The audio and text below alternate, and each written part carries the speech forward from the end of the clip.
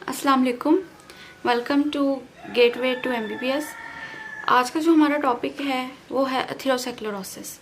Atherosclerosis से related हमने आज पढ़ना है इसके रिस्क फैक्टर्स एंड साथ हमने इसकी पैथोजेनेसिस पढ़नी है। मॉर्फोलॉजीज के लिए मैं अलग वीडियो बनाऊंगी। सबसे पहले तो हमें पता हो कि एथेरोस्क्लेरोसिस क्या है।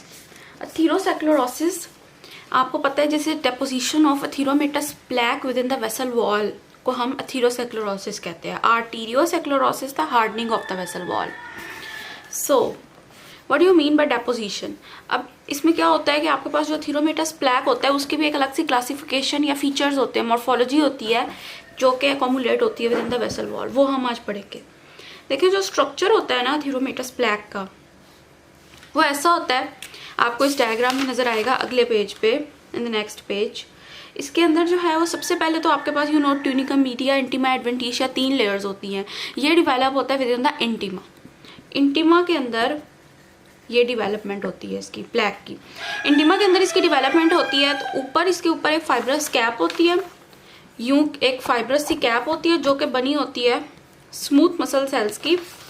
मोर ओवर वो बनी होती है फोम सेल्स की, लिम्फोसाइट्स, फिर आपको पता है इलास्टिन कैप है, फाइब्रस कैप है तो इलास्टिन, कोलेजन वगैरह की। और बिटवीन दैट ये हमारे पास नेक्रोटिक सेंटर होता है। ये हमारे पास नीचे आप इमेजिन कर रहे हैं, नीचे मीडिया है, ठीक है ना, नीचे मीडिया है वगैरह एंड वो आप खुद देख लें। ये दरम्यान में होता है नेक्रोटिक सेंटर। अब इसके अंदर कोलेस्ट्रॉल भी होता है, इसके अंदर सेल डेब्रिस भी होती है, इसके अंदर फोम सेल्स भी होते हैं, मोर ओवर इसके अंदर कैल्शियम डिपॉजिट्स भी होते हैं। तो यूं ये हमारे पास बनाता है फुल एक एथेरोमेटस प्लैक, जिसको हम कहते हैं एथेरोस्क्लेरोसिस। एथेरोस्क्लेरोसिस मेजर मैनिफेस्टेशन होती है क्रोनरी आर्टरी डिजीज की एंड इस्कीमिक हार्ट डिजीज की भी। नाउ ये तो हमने देख लिया इसका स्ट्रक्चर। अब एपिडेमियोलॉजी ऑफ एथेरोस्क्लेरोसिस आपको एससीक्यू आ सकता है 1-2 नंबर्स का, तो आपको पता हो कि इसके 2 रिस्क फैक्टर्स होते हैं। इस टेबल को आप ध्यान से देख लीजिएगा। इसके अंदर इसके मेजर 2 तरह में इनको डिवाइड किया गया है, नॉन मॉडिफाइबल जिसको कॉन्स्टिट्यूशनल भी कह रहे हैं एंड मॉडिफाइबल। नॉन मॉडिफाइबल का मतलब होता है कि लेस कंट्रोलेबल, हम खुद से उसको कंट्रोल नहीं कर सकते ना। देखें जेनेटिक एबनॉर्मेलिटीज हों वो हमारे कंट्रोल में नहीं है, family history, increasing age and male gender, इनके अंदर ये एथेरोस्क्लेरोसिस का रिस्क फैक्टर ज्यादा होता है। मोर ओवर मॉडिफाइबल मीन्स कि आप उसको कंट्रोल कर सकते हैं, जैसे हाइपरटेंशन को आप कंट्रोल कर सकते हैं less salt intake and weight reduction के थ्रू। हाइपरलिपिडीमिया को लेस फैटी फूड खाएं जिसके अंदर एचडीएल का लेवल कम हो, एचडीएल का लेवल ज़्यादा हो, एलडीएल का लेवल कम हो। सिगरेट स्मोकिंग कंट्रोल करके डायबिटीज एंड इन्फ्लेमेशन, ये मॉडिफाइबल रिस्क फैक्टर्स है, कैन बी कंट्रोल्ड बाय 1। ये बाकी सारा जो पेज है, दिस पेज, ये आप लोग बाद में रीड कर लीजिएगा, इसमें ऐसा वैसा कुछ भी नहीं लिखा हुआ। एडिशनल रिस्क फैक्टर्स का एक दफ़ा नाम देख लीजिएगा, एक दफ़ा रीड दे दीजिएगा इसे। ओके, जो पैथोजेनेसिस है, जो आज का हमारा मेन टॉपिक है, structure and pathogenesis are more important. Pathogenesis का ये पूरा जो है आपको आएगा लिखने के लिए एससीक्यू आ सकता है। सबसे पहले तो आपको पता हो कि पैथोजेनेसिस के लिए जो रिस्पॉन्स टू इंजरी हाइपोथेसिस के थ्रू हम इसको क्लासीफाई करते हैं। सबसे पहले इसमें क्या होता है कि देखें आपके पास, लुक हियर, आपके पास होती है, ये इन्होंने बनाई हुई है एक एंडोथीलियम। एंडोथीलियम के साथ इन्होंने बनाया हुआ है, ये एंडोथीलियम वॉल है, ये endothelium. Now this is the intima. इसके बाहर आपके पास ट्यूनिका मीडिया होगा और उसके बाहर आपके पास यूं एडवेंटिशिया होगा। अब इंजरी मैंने पहले भी आपको बताया था, जब हमने वेस्कुलर रिस्पॉन्स टू इंजरी पढ़ा था, ये वाला टॉपिक पढ़ा था, तो इसमें हमने देखा था कि एंडोथीलियम के अंदर इंजरी होती है, बाद में ये वाले स्टेप्स होते हैं कि recruitment of smooth muscles, then smooth muscles की proliferation and at the end extracellular matrix की डेपोजिशन।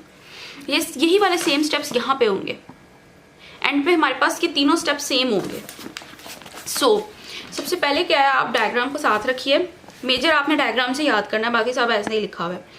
सबसे पहले आपके पास एंडोथीलियम के अंदर इंजरी होगी, कौन सी? क्रॉनिक एंडोथीलियल इंजरी होगी, क्रॉनिक डिजीजेस की वजह से। अब उसकी यहाँ देख सकते हैं हाइपरलिपिडीमिया की वजह से हो सकती है, हाइपरटेंशन की वजह से हो सकती है, स्मोकिंग की वजह से हो सकती है, होमोसिस्टीन की भी आप पीछे देख लीजिएगा, एडिशनल रिस्क फैक्टर्स में उसका भी नाम लिखा हुआ है। Haemodynamic factors, toxin, virus, immune reactions, इनकी वजह से एंडोथेलियल इंजरी होती है। जो ही इंजरी हुई तो हमारे पास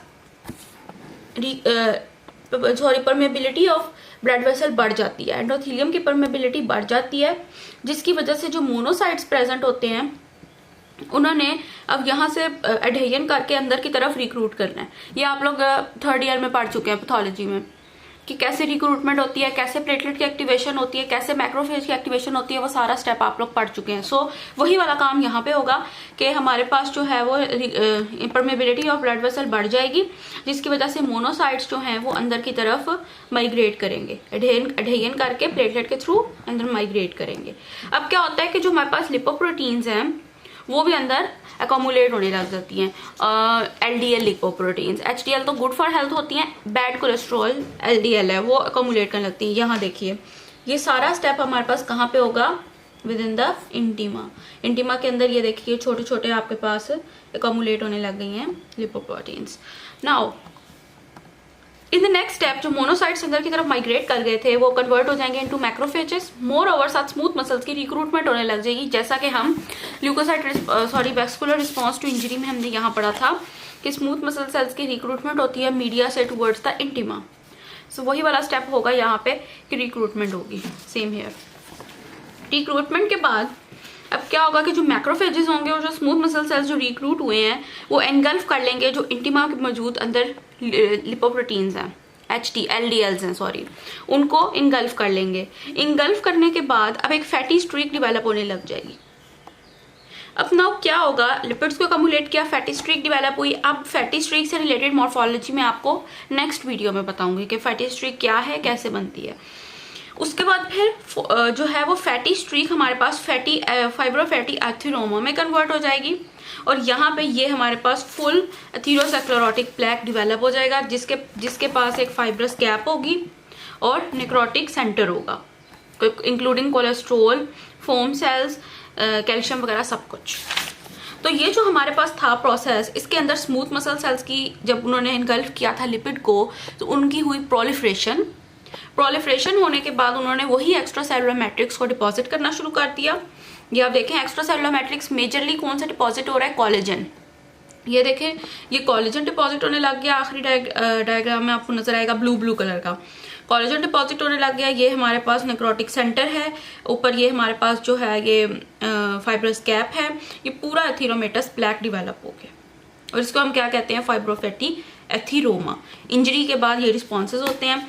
इस पेज के ऊपर ये स्टेप्स लिखे हैं कि सबसे पहले एंडोथेलियल इंजरी होगी, फिर accumulation of lipoproteins, then platelet adhesion, यहाँ पे ये ग्रीन प्लेटलेट्स एडहेयर करेंगे मोनोसाइट्स के साथ, then monocyte adhesion to the endothelium होगी, माइग्रेशन इनटू द इंटीमा में माइग्रेट करेंगे, differentiation into macrophages and foam sales.